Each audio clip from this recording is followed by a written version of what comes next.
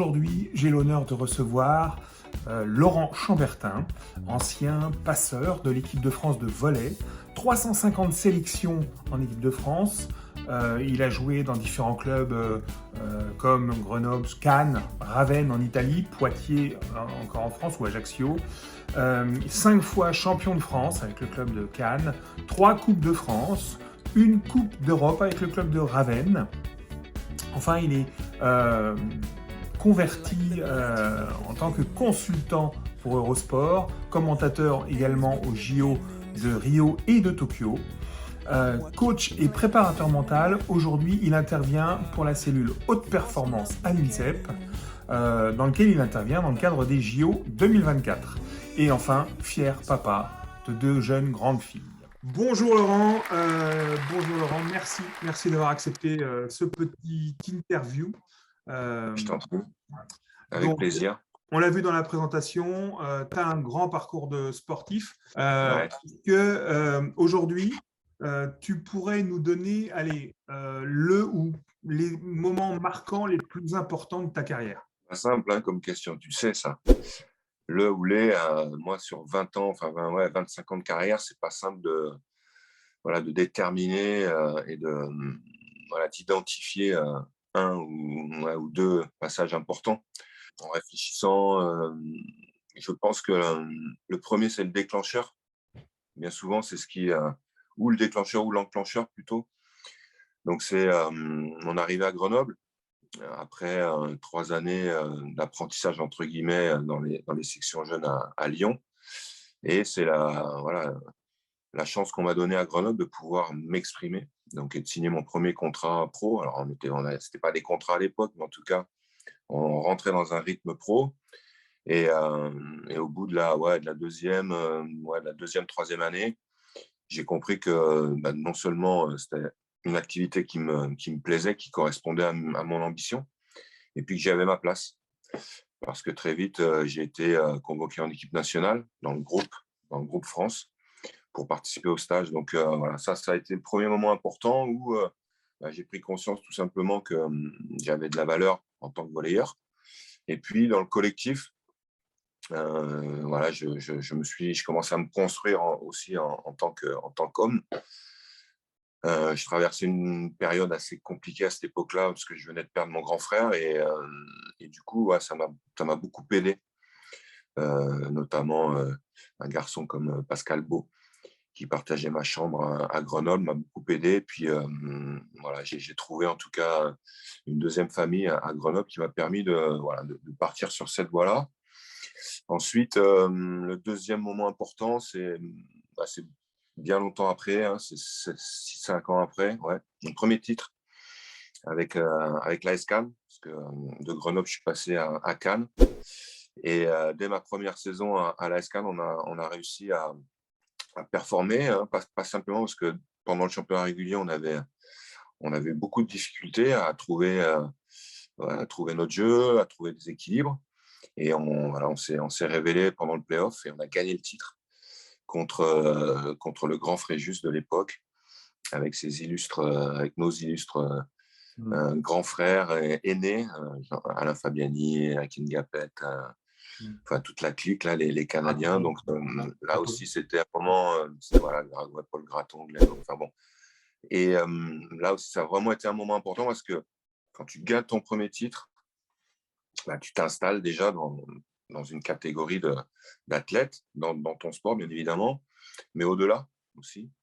Et en termes de confiance et puis de perspective, ça a ouvert encore plus le chemin. Donc ça, c'est le deuxième épisode. Le troisième épisode, je dirais, qui est important, c'est les Jeux Olympiques aussi, forcément.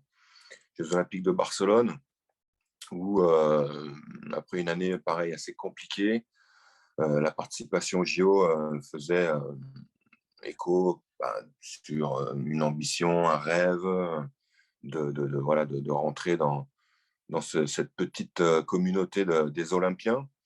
Et même si sportivement, on n'a pas réussi à performer avec l'équipe de France, mais en tout cas, ça reste un grand souvenir. J'aurais vraiment aimé participer à une deuxième édition parce qu'on dit souvent que la deuxième édition, voilà, on est beaucoup plus mature dans l'approche de cet événement exceptionnel. Malheureusement, voilà, on n'a pas réussi à se qualifier avec ma génération sur d'autres éditions. Ensuite, on va dire le dernier moment fort, enfin, il y en a deux. Il y en a l'avant-dernier, c'est ma victoire en Coupe d'Europe Mm. avec mon club italien, avec Ravenne. Pareil, une étape importante dans ma vie d'athlète, mais aussi dans ma vie d'homme. Je suis parti 3 ans en Italie, j'ai performé, j'ai gagné la Coupe d'Europe. Et là aussi, c'est des moments forts. On avait une équipe très jeune, j'étais le plus ancien et tous mes coéquipiers avaient entre 19 et 22 ans. Donc voilà, on a vraiment tissé des liens et c'est des joueurs avec lesquels je suis toujours en contact. Mm. Et voilà, c'est vraiment des moments privilégiés Ouais. dans une carrière que de gagner une Coupe d'Europe. En plus, en tant qu'étranger à l'étranger, donc c'est important. Et puis, le dernier moment, c'est mon dernier match. Voilà, mon dernier match qui a clôturé ma carrière. Alors, c'est un match particulier aussi parce que je me suis blessé. Voilà, j'ai terminé en fait, moi, sur une blessure. Mm. Mon corps m'a dit stop, voilà, il faut que tu arrêtes. J'avais déjà une petite blessure, mais la blessure s'est aggravée. Donc, voilà, j'ai dû me faire opérer et tout. Donc, voilà, c'est un moment fort parce que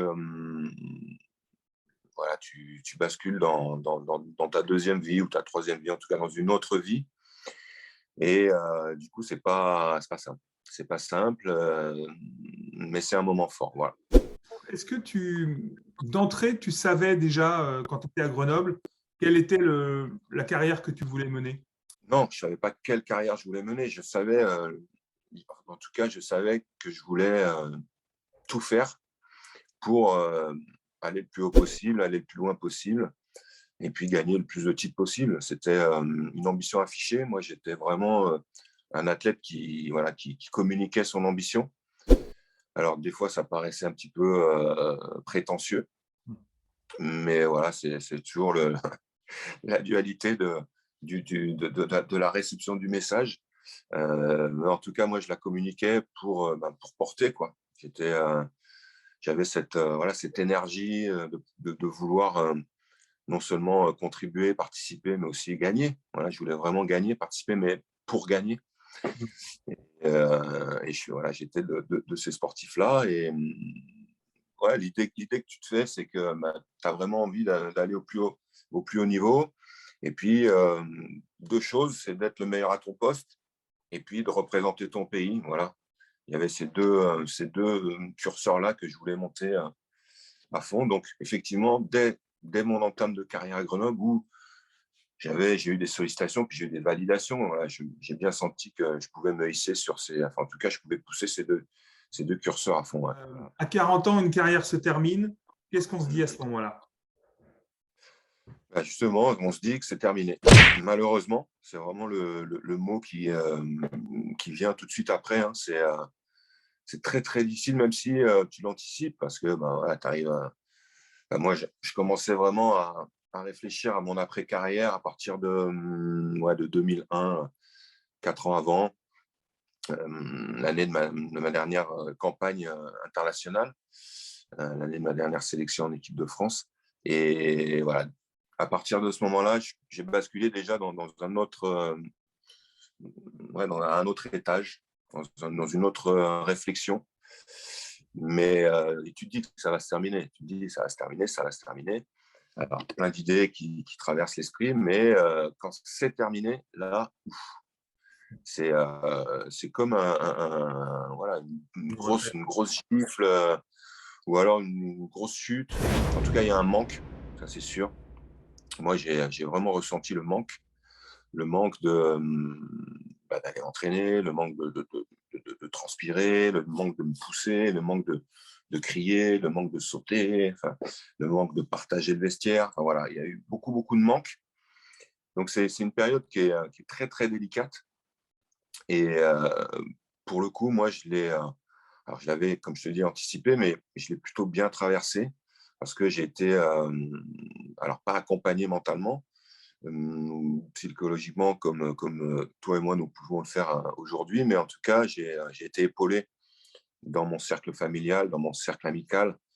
Et ça, je pense que c'est vraiment un critère fondamental. J'ai pas mal d'amis et collègues, camarades qui ont traversé cette période beaucoup plus difficilement que moi parce qu'il manquait de structure autour d'eux. Et voilà, donc ouais, c'est comme si la vie s'arrêtait, mais en fait, on est toujours vivant. Et il faut trouver d'autres voilà, d'autres stimulations, d'autres objectifs. Et c'est vraiment, vraiment pas simple. Oui, c'est ça. Et en fait, du coup, tu as dû reconstruire quelque chose, donc en bénéficiant d'un cadre autour de toi. Est-ce que ça a été facile ou comment tu t'es préparé au projet qui est arrivé après? Alors justement, très mal. En fait, j'avais beaucoup d'idées, mais non, non, mais c'est vrai, je me suis très mal préparé, hein. Alors, j'ai quand même validé un peu mon expérience et puis essayé d'ordonner, de mettre du sens voilà, dans toutes ces idées-là. Et je suis parti, enfin, je suis retourné à la fac pour valider un master en management parce que je voulais être manager. Alors, je voulais être manager, mais manager, je ne savais pas encore dans quel domaine. Je savais que ça tournerait autour du sport, de l'événementiel, de l'organisation, de la production. Voilà, j'avais vraiment envie d'être un manager un peu pluridisciplinaire pour coordonner voilà, des projets et mener des équipes un peu comme ce que je faisais sur le terrain, hein, un peu être au centre et puis voilà, relayer, impulser. Donc, le mécanisme, je voulais enfin, faire un copier-coller de ce mécanisme-là. Et alors, c'était plutôt bien pensé, mais dans la réalisation, dans l'opération, c'est là où j'ai manqué beaucoup, beaucoup de structure, alors, d'analyse, pas de réflexion, mais surtout d'analyse des contextes, d'analyse des gens avec lesquels je voulais collaborer. Et voilà, je suis parti bille en tête avec justement toujours cette ambition, cette énergie, et puis cette volonté de faire des belles choses. Et bien évidemment, quand on s'aperçoit que le management dans une équipe hors du champ sportif, c'est complètement différent. Et c'est là où on a nos premières désillusions, frustrations, voire plus. Donc voilà, si tu veux, j'avais plutôt bien mûri le projet, mais c'est surtout dans la programmation, dans la planification, dans l'analyse du contexte dans lequel j'allais me lancer, qui a été à ce moment-là défaillante. Ok, donc en fait, tu t'es lancé, tu es resté dans l'action pour avancer, pour te former. Ouais. Et dans la difficulté, du coup, rencontrée du quotidien ce que j'appelle du quotidien de l'entrepreneur, quelque part. Tu t'es lancé à ton compte aussi ou, Alors non, je n'étais pas à mon compte à cette époque-là, d'accord. justement. J'étais dans une posture de salarié, hein. Je suis rentré dans des projets en tant que salarié, en tant que manager. Alors après, j'ai fait aussi une petite expérience d'entraîneur, de coach, Hmm. mais sportif, donc dans mon sport. Donc, je mélangeais un petit peu plusieurs casquettes. Et c'est là où, justement, il y a eu un gros manque de cohérence dans ma posture et puis dans mon rôle. C'était un peu fouillis. Et à un moment donné, dans le foot, tu perds.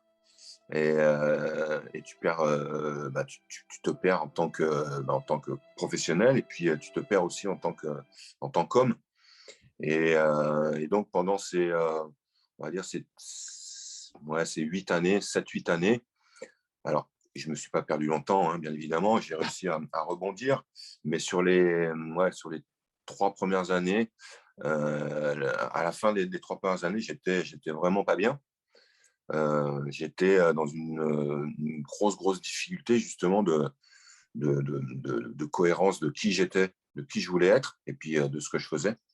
Donc, j'ai pris des décisions, hein. C'est là où je me suis voilà, reconnecté à mes valeurs et puis à l'homme que j'étais vraiment. Et du coup, j'ai pris la décision de quitter le projet nocif dans lequel j'étais pour partir sur toute autre chose. Voilà.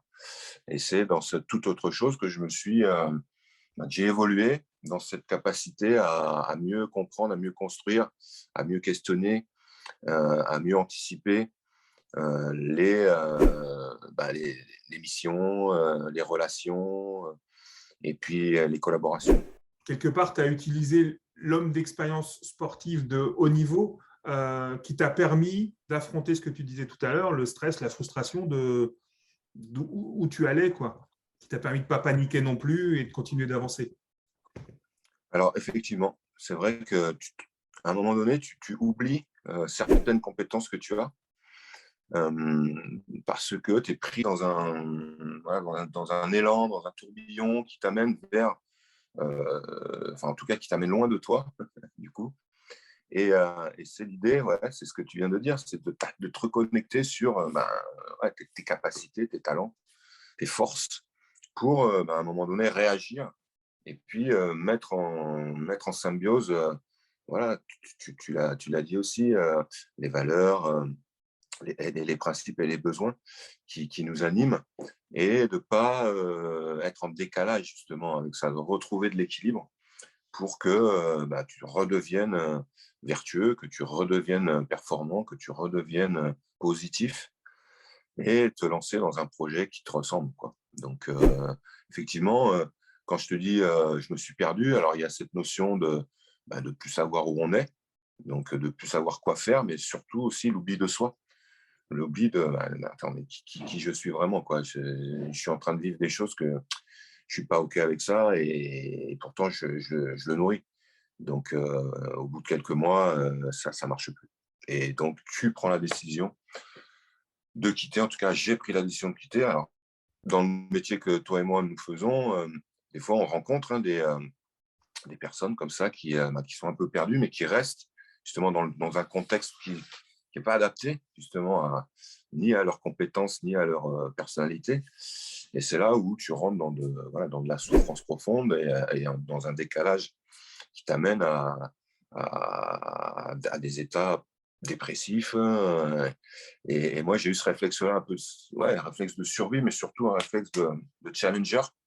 J'ai retrouvé justement ma niaque pour abandonner, on va dire, le milieu dans lequel j'avais évolué pendant de longues années. J'étais dans un certain confort, mais finalement, j'étais dans le faux. Et de repartir sur un univers qui était complètement inconnu, ça m'a redonné de la force, de la conviction, de la lucidité, et puis de l'énergie positive. Ouais, c'est vachement intéressant ce que tu dis. Est-ce que c'est vraiment retrouver en fait tes racines qui t'a permis tu le dis, d'aller rechercher la niaque comme quand tu étais sur un terrain, et en fait ce qui fait ta propre identité quelque part. Tout à fait. Ouais. C'est là où tu te reconnectes sur les piliers forts de ton identité, de ta personnalité. Et c'est grâce à voilà, de la réflexion personnelle, mais aussi de l'échange, bien évidemment, avec, je te l'ai dit, avec les proches qui, eux aussi, hein, te voient un peu partir et puis ils t'envoient des signaux, ils t'envoient de la communication, mais toi, tu vois pas, tu n'entends pas, tu veux pas voir, tu veux pas entendre. Donc, voilà, tu t'éloignes de qui tu es et c'est exactement ça. À un moment donné, tu dis stop. Mm. Il faut savoir dire stop, il faut savoir oser dire stop, il faut savoir oser dire je m'en vais. Il faut savoir oser dire ça me va plus et, euh, et partir, alors tête haute, non, mais en tout cas, partir avec justement la conviction de se reconnecter à soi-même. Ouais. Et aujourd'hui, si tu devais donner un conseil à un entrepreneur qui se lance, tu lui dirais quoi? D'être patient, en tout cas, de prendre le temps d'analyser les contextes, d'analyser les opportunités, les différentes opportunités, toujours essayer non pas essayer, du coup, toujours d'envisager plusieurs opportunités, de bâtir justement des projets avec plan A, plan B, minimum, et puis voilà, de se donner le temps de connaître un minima les gens avec lesquels tu veux t'engager ou tu veux collaborer. Voilà. Ça, c'est pour moi vraiment la base, la règle de base pour non seulement envisager voilà, un enclenchement positif, mais aussi de, de se positionner soi-même dans quelque chose de, voilà, de vertueux, d'équilibré et de constructif. Ouais. Est-ce qu'aujourd'hui, j'espère que ça servira à de nombreux jeunes entrepreneurs qui se lancent, jeunes ou moins jeunes, mais jeunes dans le métier. Mhm. Est-ce qu'aujourd'hui, on peut dire que tu as trouvé un équilibre entre tes rêves, quels qu'ils soient, et tes limites, ou je ne sais pas, un équilibre dans ta vie? Oui, oui, j'ai trouvé cet équilibre, hein. Alors là aussi, j'ai travaillé pour ça. J'ai vraiment travaillé pour ça. Parce qu'après la période dont on vient de parler, cette période de management, moi, j'ai osé une deuxième fois quitter la posture de salarié, justement, pour devenir justement maître de mon destin et de me positionner dans un métier ouais, de freelance pour alors, être libre, ça c'est sûr, Mm. mais surtout justement construire cet équilibre. J'avais besoin de cette liberté, de ne plus dépendre justement de personnes en termes de hiérarchie pour de nouveau donner le meilleur de moi-même et aller justement retrouver enfin, je ne sais pas que j'étais en total déséquilibre, mais en tout cas, de renforcer plutôt, voilà, c'est le mot qui convient, de renforcer un équilibre personnel, voilà, qui évolue de toute façon dans, dans la maturité de l'homme et de la femme. Il y a des phases, il y a des étapes. Donc, il y a forcément des moments où ben, c'est équilibré, puis hop, il y a une petite bascule qui s'opère. Il faut bien évidemment réfléchir sur soi-même pour retrouver l'équilibre ou modifier justement le contexte dans lequel on vit pour recréer cet équilibre. Et c'est moi voilà, ce mécanisme-là que j'ai euh, que j'ai généré. Et oui, aujourd'hui, je suis un homme équilibré, je suis un homme heureux, je suis un homme qui prend du plaisir dans ce que je fais, dans ce que je vis. Et, euh, et ouais, je suis un homme en tout cas épanoui. Ouais, et j'imagine que effectivement, hein, c'est le fruit aussi de beaucoup de travail sur soi, un vrai travail de comment dire, d'introspection et de découverte de soi. Ouais, hein, de redécouverte et puis surtout de résolution aussi. Quand je te parlais de la dernière bascule, quand j'ai osé justement quitter cette posture de salarié, c'était pas juste pour être freelance, non. Entre les deux, j'ai fait un coaching. Voilà, j'avais vraiment le besoin de me faire challenger pour ben, voilà, retrouver du sens et retrouver ma voie et construire, renforcer cet équilibre dont je parlais tout à l'heure. Et du coup, la formation que j'ai faite, pardon, c'est une formation longue. Hein, ça a duré 14 mois avec essentiellement du co-coaching. Donc, c'est une formation qui est non seulement riche, intéressante, mais qui est forcément t'oblige à travailler sur toi pour solutionner alors des traumas, des blocages, des peurs, et puis répondre à des questions que finalement que tu t'es ou que tu t'es jamais posé, ou alors que tu te posais mais tu n'osais pas y répondre. Tu mettais la question sous le tapis, tu dis ah, on verra ça plus tard.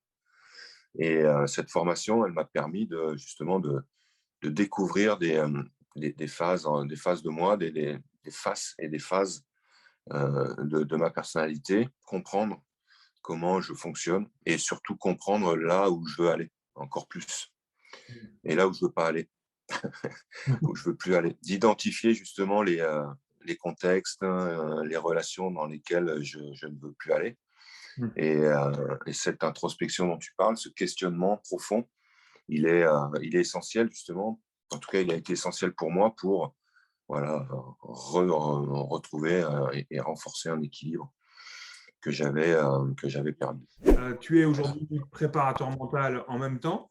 Ouais. Et également, on le disait en introduction, mais fier papa de deux filles. de deux grandes filles Ouais. qui font également du sport à haut niveau, si je ne me trompe pas. Et ma question, c'est aujourd'hui, comment on est, en tant qu'ancien sportif, un papa d'un autre sportif, comment on est en tant que préparateur mental, papa d'un sportif. Enfin, voilà, comment tu arrives à concilier tout ça sans que ça soit électrique ou que ça se passe le mieux possible? C'est pas, c'est pas simple. Alors, moi j'ai eu deux chances du coup, tu vois. Donc forcément sur la première expérience, alors j'étais pas encore coach. Justement, je n'étais pas encore coach mental. Je n'avais pas encore fait cette formation qui me permet aujourd'hui de mieux appréhender justement l'accompagnement et la relation dans son ensemble.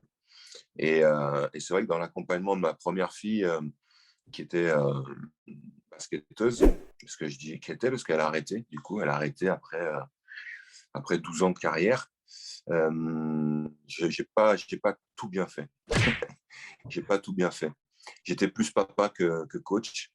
Et j'étais plus le papa ambitieux qui voulait absolument que sa fille. Alors, peut-être pas. J'avais jamais dans l'idée qu'elle ait la même carrière que moi, mais je voulais qu'elle réussisse. Je voulais qu'elle réussisse. Et c'était beaucoup de communication descendante. Voilà, fais ci, fais ça, il faut que tu fasses ci, il faudrait que tu fasses ça, pense à ci, pense à ça. Je lui demandais de temps en temps un petit feedback, mais comme elle était très introvertie et puis qu'elle avait voilà, ce respect pour moi et puis certainement la peur de... Voilà, parce qu'elle était jeune, hein, elle a commencé à 13 ans. Au basket, on commence très tôt. Donc, je l'ai pas poussée dès 13 ans, mais en tout cas, dès qu'elle est rentrée au centre de formation Aix-en-Provence, là aussi, j'ai bien vu par rapport voilà, à l'ensemble des jeunes filles qu'on voyait tous les week-ends qu'elle était sur la tranche haute et qu'elle avait ses chances. Donc, voilà, c'est à ce moment-là où tu te dis, ah, je vais l'aider. Forcément, l'intention, c'est de l'aider. J'ai eu alors, moi, ce qui m'a un peu servi aussi, c'est que c'était pas dans mon sport. Donc, du coup, c'est pas fait comme j'ai fait. C'est plutôt inspire-toi parce que regarde, moi j'ai vécu ça et ben, essaye de vivre ça, au moins de, d'expérimenter ça. Donc j'étais beaucoup là-dedans, avec ma première fille. Et puis elle, il y a eu un concours de circonstances qui a fait que elle est passée pro et la deuxième année de sa carrière, son club a explosé à Aix-en-Provence. C'était très tard dans la saison parce que le mercato était déjà terminé. Donc du coup, elle a dit bon bah je reste dans la région. Elle avait commencé un cursus universitaire et, et elle a choisi voilà, de quitter le monde du professionnalisme et puis de vivre sa carrière de basketteuse, entre guillemets, alors pas loisir, parce que c'était de l'entraînement pas quotidien, mais quasi, et puis des déplacements dans toute la France. Donc c'était un format qui ressemblait à celui de la sportive pro, mais avec plus d'ambition. Voilà. Mm. Donc, la conclusion de ce premier accompagnement, ouais, j'ai pas été très très bon, ça c'est clair. J'ai été même à des moments trop pression et pas développe-toi. Donc ça c'est pas assez attentif justement au développement de la jeune femme qu'elle devenait. Et je voyais que le côté justement athlète. Mm. Ça c'est vraiment l'erreur dans laquelle je suis tombé. Et surtout qu'il il faut pas aller là-dedans, quoi. Ça, c'est clair. Aujourd'hui, je le sais. Et donc, dans l'accompagnement de ma deuxième fille, qui, elle, est pro au handball depuis 4 ans maintenant. Donc, je m'y suis pris forcément différemment. J'avais été formé. J'avais eu aussi une analyse de ce que j'avais fait avec mon aîné. Et bien évidemment, je me suis dit, je ne vais pas refaire la même chose. Il y a des moments où j'étais un petit peu sur le même modèle, mais le tempérament de ma deuxième était complètement différent. Elle me renvoyait, elle, des feedbacks, mais des feedbacks stylo. Laisse-moi tranquille. Donc, voilà, en tout cas, on a construit une relation à la fois papa, à la fois coach, à la fois mentor. Voilà, il y a vraiment ces 3 parties-là.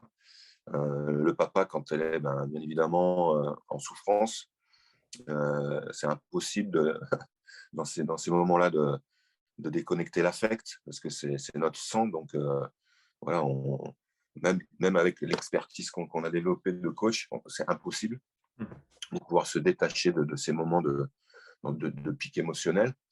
Donc, je suis papa quand elle a besoin que je sois papa. Et puis, on alterne. De temps en temps, je la stimule un petit peu voilà, par du questionnement. Maintenant qu'elle a compris aussi, elle, l'intérêt que ça a de pouvoir se questionner même quand ça va bien. Mais elle a compris que le questionnement, ce n'était pas pour dire que c'est pas bien. Non, c'est pour comprendre ce que je pourrais faire différemment, ce que je pourrais faire autrement, ce que je pourrais faire de mieux, ce que je pourrais faire encore. Voilà, donc ça, elle l'a compris. Et donc, du coup, c'est très intéressant de pouvoir échanger avec elle parce que elle a l'expérience déjà, parce qu'elle n'était pas loin quand je coachais, en tout cas quand j'accompagnais ma grande, elle était à côté. Et puis, c'est 2 sœurs qui s'entendent super bien, donc forcément, elles en ont parlé. Donc aujourd'hui, ouais, on alterne à la fois alors pas des séances, mais des moments où je la coach un peu, et puis des moments où elle vient vers moi, et puis moi, je me positionne plus en tant que mentor, justement par rapport à l'expérience que j'ai, de la haute perf, et puis de l'expérience que j'ai aussi du milieu sportif, parce qu'aujourd'hui, depuis 4 ans, je navigue dans ce mouvement sportif, dans l'accompagnement de certains athlètes et certains entraîneurs. Donc là aussi, c'est très riche d'enseignements. Et du coup, voilà, moi, je lui, à chaque occasion, en tout cas quand j'ai une information intéressante à lui partager, je lui partage et puis on en parle. Et ma question, c'est, est-ce que, alors tu disais que la chance que tu avais, c'est qu'elle ne soit pas dans le même sport que toi, mais Ouais. est-ce que malgré tout, tu as quand même été tenté de faire des projections, de projeter la réussite, le haut niveau, le côté international, etc. Oui, oui, oui, bien sûr. Si je te dis, si un papa te dit non, alors là, son nez va s'allonger, hein, ça c'est sûr. Oui, bien évidemment, de temps en temps, voilà, on se met dans ces perspectives-là parce que voilà, c'est notre enfant et je reviens sur l'intention, on a envie qu'elle réussisse, bien évidemment, leur projet déjà de femmes, mais aussi leur projet d'athlète. Donc oui, oui, bien sûr, de temps en temps, mais justement, le piège, c'est d'y être tout le temps. Le piège, c'est d'y être tout le temps, et quand tu y es tout le temps, c'est pas bon parce que tu fais un contre-transfert et c'est pas possible de vivre la carrière de ton enfant par procuration. C'est pas ta vie, c'est pas ta carrière. Donc, il faut surtout pas tomber dans ce piège-là.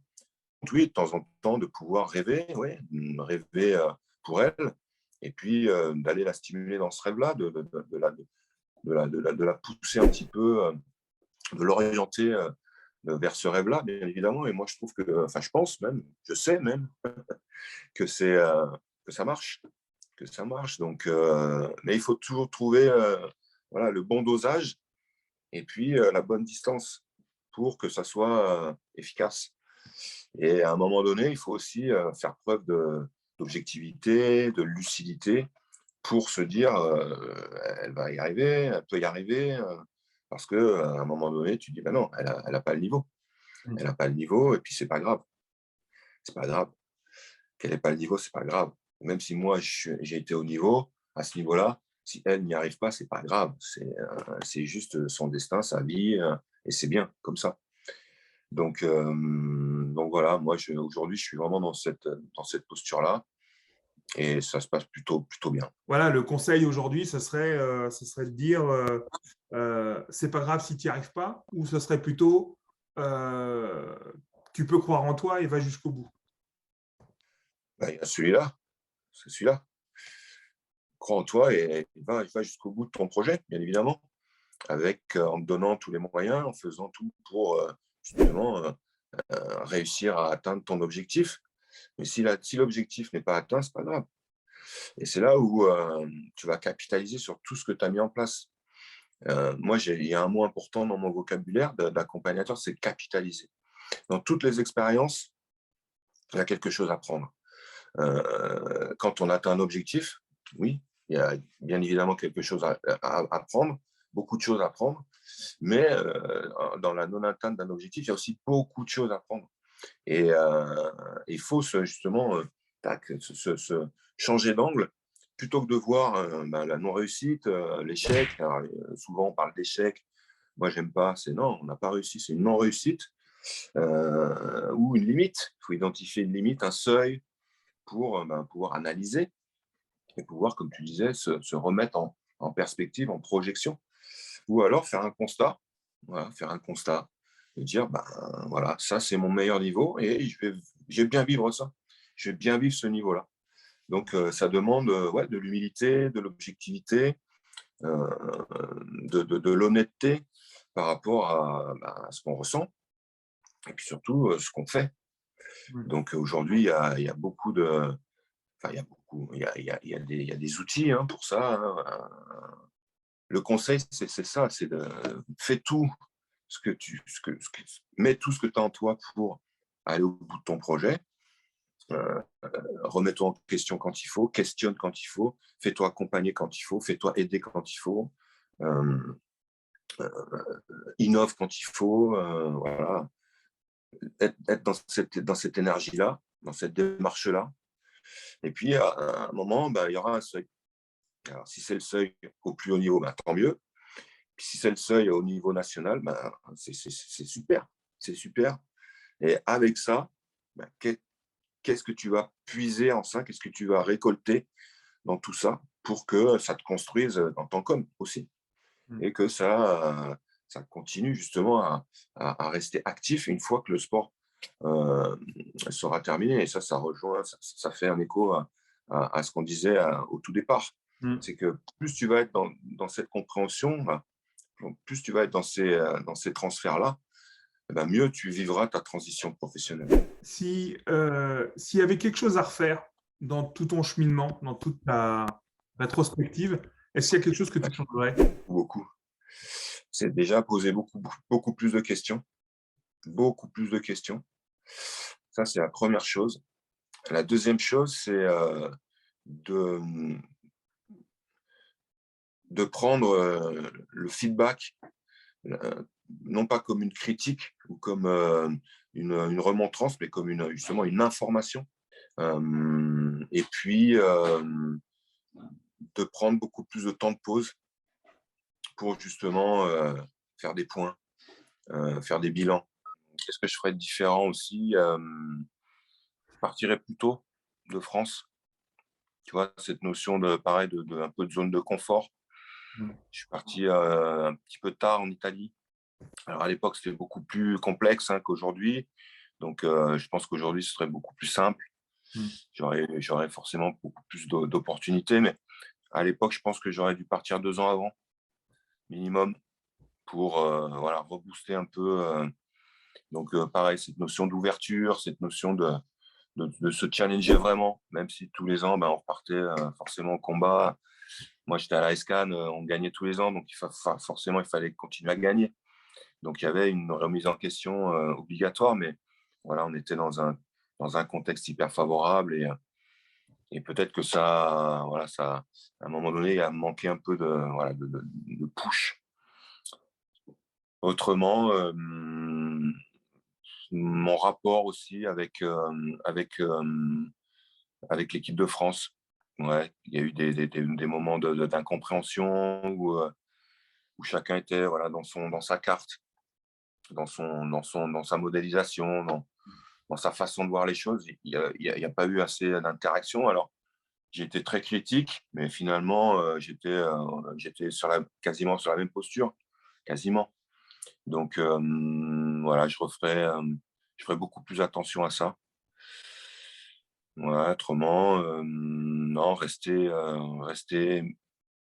dans le même dans la même énergie. Moi, j'étais quelqu'un de très créatif. Je transgressais quand même, assez souvent, mais c'était ma force et c'était non seulement ma force, mais ça donnait de la force à l'équipe. Mmh. Et puis cette notion de ouais, d'inventer, d'innover, de tout le temps, voilà, essayer de faire des choses différentes. Puis, cette capacité aussi que j'avais d'intégrer. voilà, de créer le lien. Voilà. Et là aussi, dans mon métier aujourd'hui, c'est une qualité qui revient, du coup, dans la capacité à créer le lien, créer le climat de confiance. Donc, Mmh. voilà, c'est à peu près les choses que je remettrais en question. En tout cas, les deux choses qui aujourd'hui font ma force, c'est ce que je viens de te dire, c'est ouverture, création de lien, adaptation.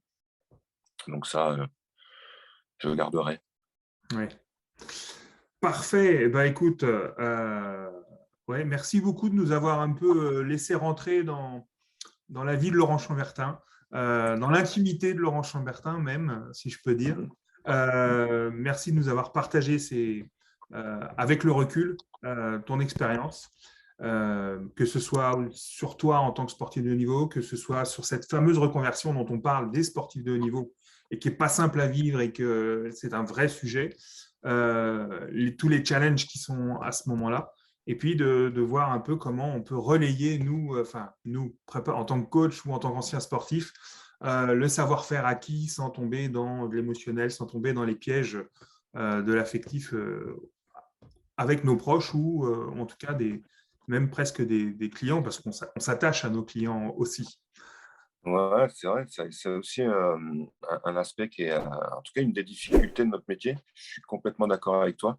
C'est que, voilà, en tout cas, on crée du lien, c'est ce qu'on vient de dire, hein. Il y a cette création de lien et dans notre posture, on est obligé d'être authentique, d'être sincère et d'être ouvert.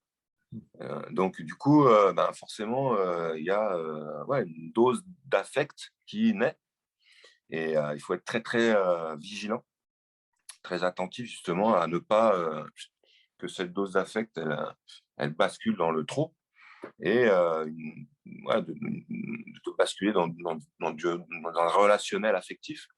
Non, c'est un relationnel professionnel et ça, c'est un point de vigilance, du coup, chez les accompagnateurs, ne pas tomber dans l'affect et puis, c'est aussi, à un moment donné, pouvoir dire stop. Là aussi, c'est quelque chose de pas évident à envisager, de dire stop justement quand on s'aperçoit qu'il y a trop d'affect, de dire: «Stop, stop», parce que là, on est en train de basculer dans alors pas dans du n'importe quoi, parce qu'il y a comme je le disais, il y a toujours quelque chose à prendre, mais en tout cas, on bonifie pas et puis surtout, on respecte pas le deal et la déontologie de notre métier. Donc ouais, c'est un aspect qui est très, très, qui est très, très, complexe à aborder, mais qui est super intéressant du coup. Du coup, c'est toute la richesse de notre métier, qui est un métier humain, voilà, avant tout. Exactement. Est-ce que, allez, pour clôturer cette interview, est-ce que tu as un dernier message pour ceux qui nous regardent? Alors, ceux qui nous regardent, ça va être des sportifs, qui Mmh. sont un peu la cible aussi. Il y a des préparateurs mentaux et des jeunes entrepreneurs, sachant qu'un préparateur mental est aussi un Ouais. entrepreneur. Voilà. Est-ce qu'il y a un dernier message que tu as à nous donner? Dernier message, c'est, ça rejoint aussi ce qu'on vient un peu de se dire, c'est-à-dire que, dans, dans l'évolution, dans sa réflexion personnelle, dans la réflexion sur soi, quand on navigue dans notre vie, il y a obligatoirement des moments qui sont, problématiques, obligatoirement. Des moments qui posent question et dans ces moments-là, ben, voilà, il faut ralentir. Je pense qu'il faut vraiment ralentir, pas s'arrêter, mais il faut ralentir et dans ce ralenti-là, ben, il faut pas hésiter à demander de l'aide. Voilà. Alors là aussi, tu vois, je le dis là, mais c'est aussi ce que j'aurais pu faire quand j'étais athlète, demander de l'aide. Mais comme il n'y avait pas justement cette notion d'accompagnement, mais quand même, tu vois, je le rajoute. Et du coup, voilà, ce plus-là qu'on va trouver dans l'aide, elle va être bénéfique à 100%. À 100%, tu vas pouvoir trouver un bout de solution. Tu vas pouvoir trouver un moment d'apaisement. Tu vas pouvoir trouver un moment de lucidité qui va te remettre voilà, les pieds sur terre. Et, dans cette notion d'aide, il y a aussi cette notion d'humilité voilà, qui vient se jouer. Se dire que la vulnérabilité, elle est bonne. C'est un avertisseur. C'est c'est- c'est, euh, c'est comme, euh, c'est comme un peu la douleur. quand on fait du sport, la douleur, c'est ton ami. Elle vient te dire: attention, là, tu n'es pas blessé encore, mais tu as un peu mal. Ben, la vulnérabilité, il faut la prendre comme ça aussi. À un moment donné, ben, on est en difficulté, on est ouais, en complexité, on devient vulnérable, ben, c'est pareil, c'est un petit avertisseur qui dit: «Attends, il faut que je ralentisse». Et puis, il faut que, voilà, que j'ouvre, peut-être que j'expérimente autre chose et donc du coup, bah, je vais demander de l'aide. Je vais me faire accompagner dans, cette expérimentation-là, parce que c'est pas évident pour moi, je le vois pas trop donc du coup, de rentrer dans un échange de challenge, verbal, ça va te permettre de trouver les solutions et de te fixer justement sur ce que tu disais, sur des perspectives, voilà, sur de l'action, sur de l'innovation, donc voilà le conseil que j'ai envie de donner aux entrepreneurs, c'est d'accepter la vulnérabilité, d'accepter de demander de l'aide, puis surtout de ralentir quand, il y a ces zones un peu, de turbulence ou de brouillard ou de complexité. Voilà, Merci tout beaucoup, simplement. Laurent. Des projets pour toi, là, des projets qui arrivent avec les JO 2024 et puis ton Ouais, intégration d'INTEP sur le pôle performance. Donc, ouais, ça c'est bien, ouais. Une belle échéance en tout cas qui s'ouvre là. Il y a 3 ans de boulot, donc dans des milieux pareil, c'est ça qui est intéressant, c'est des milieux, bah, qu'on connaît pas, que je connais pas. Donc du coup, je parlais d'humilité tout à l'heure, ben voilà, là forcément, même si j'arrive avec cette légitimité d'ancien athlète et puis aujourd'hui cette posture voilà, d'accompagnateur, de coach mental, c'est bien évidemment, mais reste l'idée, c'est vraiment de rester au service de la performance, de l'athlète, la performance du projet et voilà, de rester en humilité, en ressources externes. Là aussi, je trouve que c'est, quelque chose de très, très important. En tout cas, moi, dans ma vision de l'accompagnement, il faut que l'accompagnement mental reste un petit peu en bac, un petit peu en externe et qu'il ne soit pas immergé, au quotidien dans les projets. Voilà, ça, c'est une de mes croyances. Donc voilà, c'est 3 belles années qui s'ouvrent devant moi, sur l'aspect accompagnement des athlètes, ouais. Mais il y a plein d'autres choses aussi. bon, magnifique, magnifique. Merci beaucoup, Laurent. Je Et t'en prie, je Jean-Christophe. te souhaite une belle continuation pour ces 3 prochaines années, en tout cas. Merci.